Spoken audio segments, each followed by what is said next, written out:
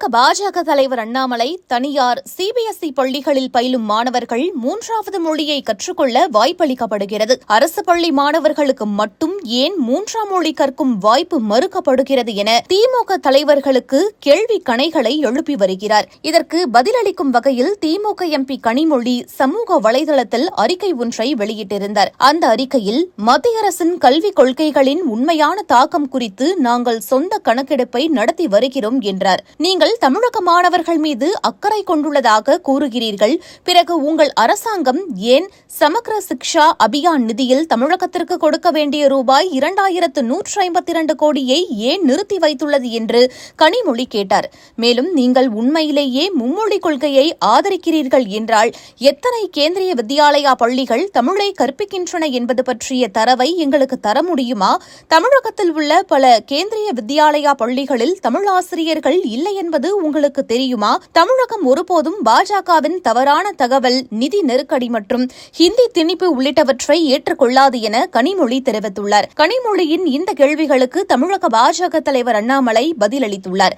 அவர் தனது பதிலில் மத்திய அரசு வெளியிடும் தரவுகள் தமிழக அரசை விமர்சிக்கும் வகையில் இருந்தால் அதனை ஒரு சார்புடையது என்கிறீர்கள். கல்வியின் தரத்தை புரிந்து கொள்ள அரசு ஒரு கணக்கெடுப்பை நடத்தினாலும் திமுகவின் போலி முகம் வெளிப்படும் என்று கூறினார். மேலும் இன்று தமிழகத்தில் கல்வித்தரம் மோசமடைந்து வருவதை சுட்டிக்காட்ட நாங்கள் விரும்புகிறோம்.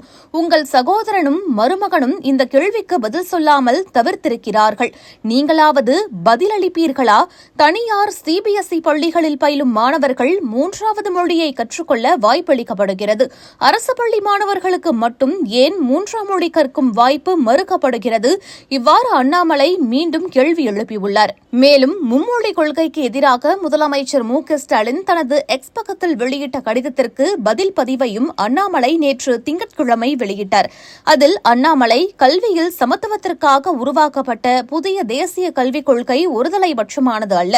அரசு பள்ளி மாணவர்களுக்கு மீது நீங்கள் திணிக்க விரும்பும் இருமொழி கல்வி முறை ஒருதலைபட்சமானது என்று கூறினார். இந்தியாவின் வடக்கில் உள்ள மக்கள் ஆங்கிலத்தில் புலமை பெறவில்லை என்று நீங்கள் குறிப்பிடுவது ஆச்சரியமாக இருக்கிறது. உங்களுக்கு எந்தளவு ஆங்கில புலமை இருக்கிறது? ஒருவரின் மொழி புலமைக்காக மற்றவர்களை இழிவுபடுத்துவதற்கு முன் நமது 3, 5 மற்றும் 8ஆம் வகுப்பு மாணவர்களின் தமிழ் மொழி திறன் குறித்த சமீபத்திய ஏசர் கிராமப்புற 2024 அறிக்கையை படிக்க நேரம் ஒதுக்குமாறு தாழ்மையுடன் கேட்டுக்கொள்கிறேன் என்றும் அண்ணாமலை குறிப்பிட்டுள்ளார்.